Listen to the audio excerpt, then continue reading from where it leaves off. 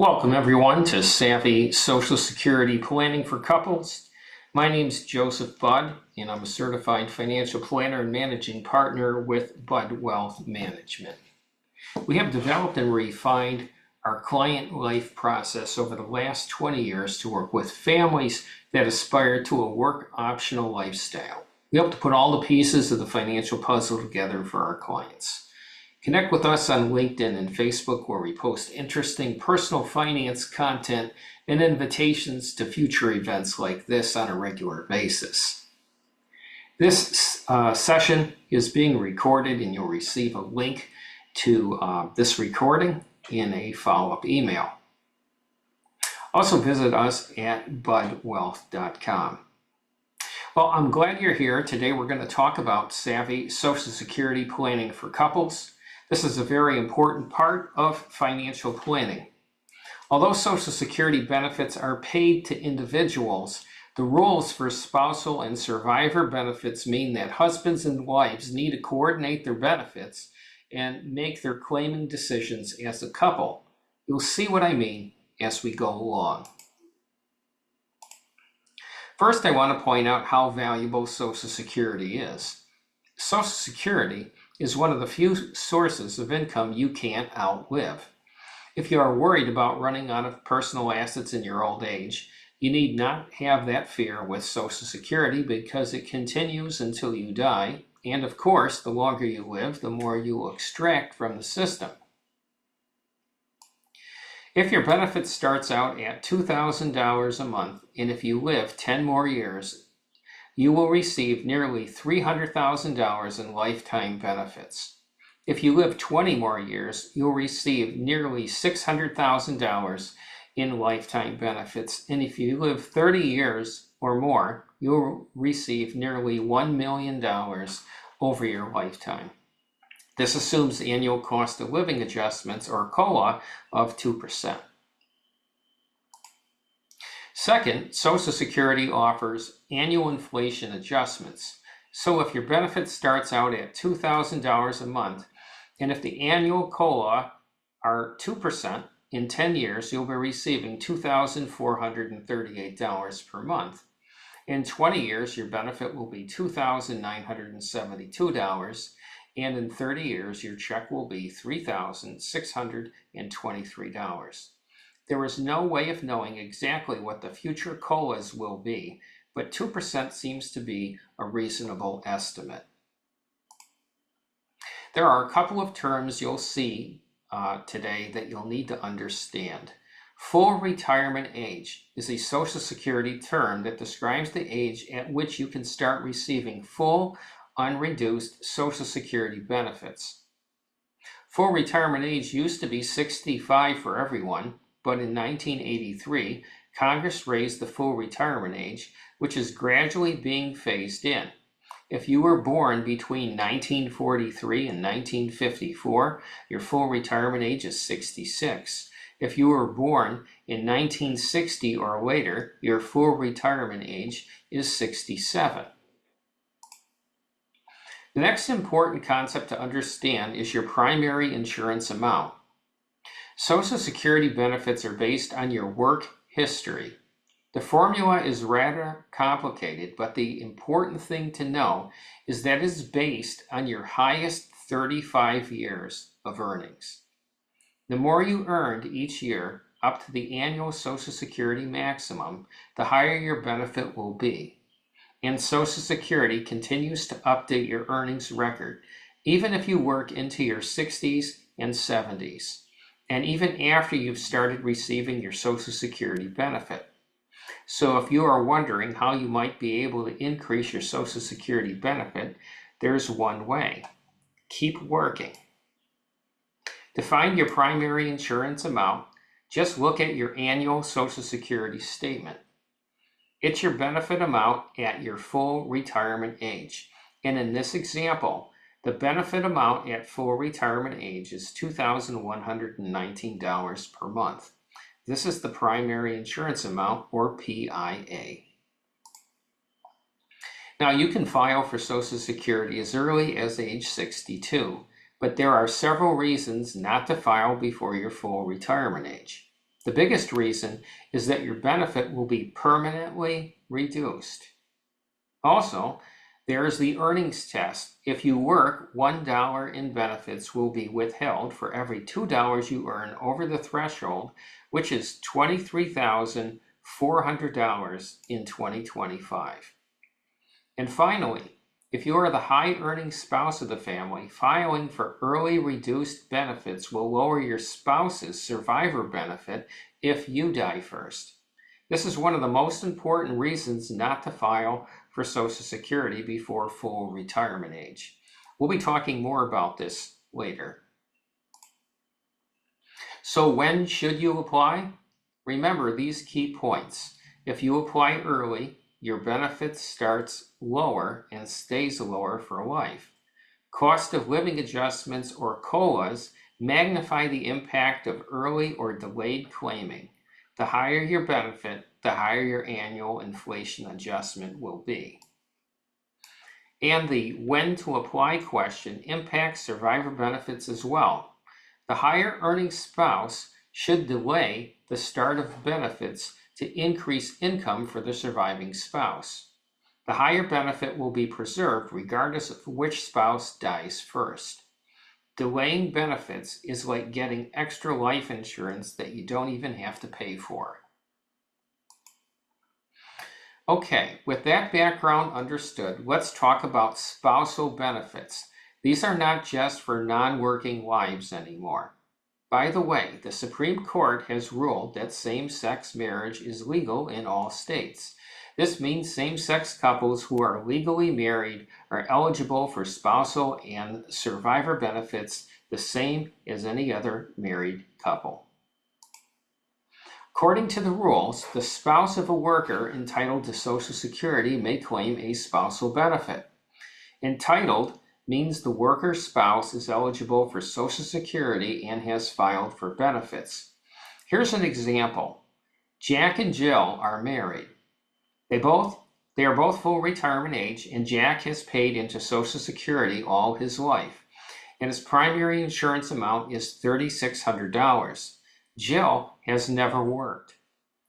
Once Jack files for Social Security benefits, Jill may file for her spousal benefit.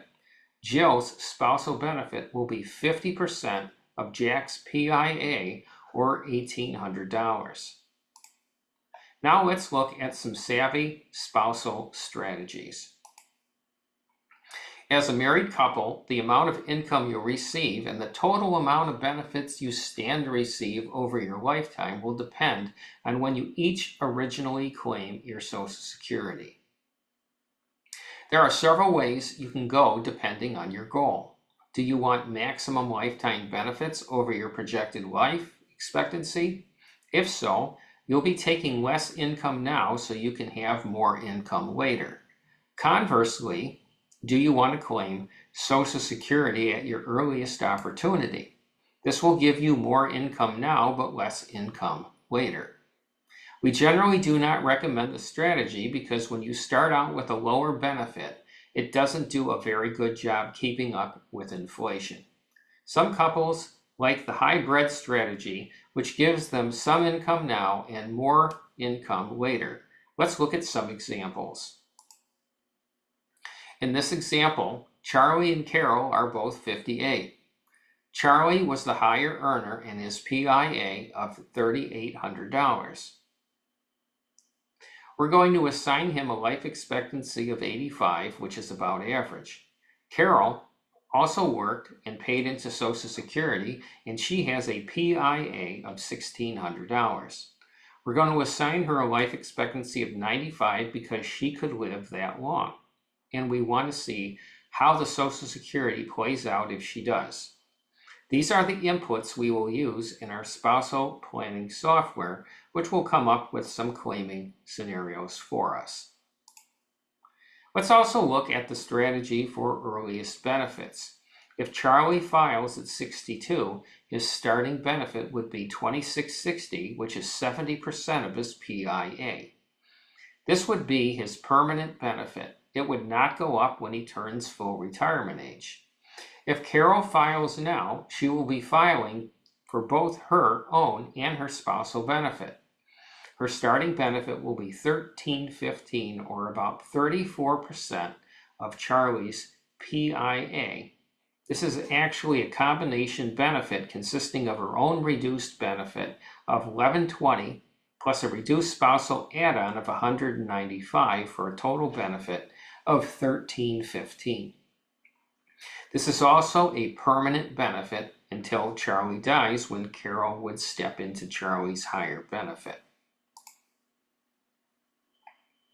Now let's look at what they'd get if they each claim at 70. Charlie's benefit would earn 3 years of 8% delayed credits to give him a benefit of $4,712. Carol's benefit would also earn 3 years of delayed credits, giving her a benefit of $1,984. This is slightly higher than the $1,900 spousal benefit she'd get off Charlie's record. These numbers do not include cost of living adjustments, so by the time they actually get to 70, the amounts will be a bit higher. Under the hybrid strategy, they get some income now and more income later. Under this strategy, the higher earning spouse maximizes his benefit by claiming at 70. The lower earning spouse gets some income started by claiming at 62. So in this case, Carol would claim her own reduced benefit at 62 and receive a starting benefit of $11.20. When Charlie turns 70, he starts his maximum benefit of $47.12. Remember, for every year he delays past his full retirement age of 67, his benefit will increase by 8% a year. Again, these numbers do not include cost of living adjustments, so by the time Charlie gets to age 70, his benefit is likely to be higher than this. Once Charlie files for his benefit, Carol becomes entitled to a spousal benefit. Her spousal add-on is the difference between her PIA and 1/2 of Charlie's PIA, or $300. This will be added to her existing $1,120 benefit to give her a total benefit of $1,420. Note that this is not quite 50% of Charlie's PIA. The reason is that Carol took that reduction for early claiming. So the spousal benefit add-on is added to the $1,120, not the $1,600, to give her a total benefit of $1,420 instead of $1,900. We call this hybrid strategy because it doesn't quite maximize Carol's benefit, but it does get income started sooner while still maximizing the higher earning spouse's benefit. And the software shows the lifetime benefit of the various claiming scenarios. Based on their life expectancy of 85 and 95, Charlie and Carol would receive the highest amount of benefits if Carol claims at her full retirement age and Charlie claims at 70. But the scenario where she claims at 62 is not far behind. Every couple's claiming analysis will be different. That's why it's so important to work with actual ages and benefit amounts to have special software crunch the numbers. Then you can make your own determination of when to file for Social Security. This is the chart I really want you to pay attention to, especially the women. If your husband dies first, which, let's face it, is statistically likely, your first year survivor benefit will be lower if your husband claims his benefit at 62. In this case, our wife outlived the husband. Carol's survivor income would be $37,000 a year if Charlie had claimed his benefit at 62. But it would have been over $56,000 if he had claimed at age 70. So when making your Social Security claiming decisions, think about how the age at which you claim your benefit will affect your survivor's benefit. These benefit amounts do not include annual cost of living adjustments. If they did, the disparity between the early and later claiming would be even more dramatic. The three scenarios shown here, maximum, earliest, and hybrid, are not the only ones available to you. If you have other ideas about when to claim benefits, we can run those scenarios and see how they compare. Then we can print out a customized report showing you the several possible claiming scenarios compared to one another. Before we wrap up, let's do a quick review of Savvy Social Security Couples Planning. First, make your Social Security claiming decisions as a couple. Although benefits are paid to you each individually, the decisions one spouse makes can directly affect the income of the other spouse, as we saw with survivor benefits. Second, take advantage of spousal benefits as rules allow. Plan for the surviving spouse. Think about what will happen after one of you dies. That spouse's Social Security check will stop.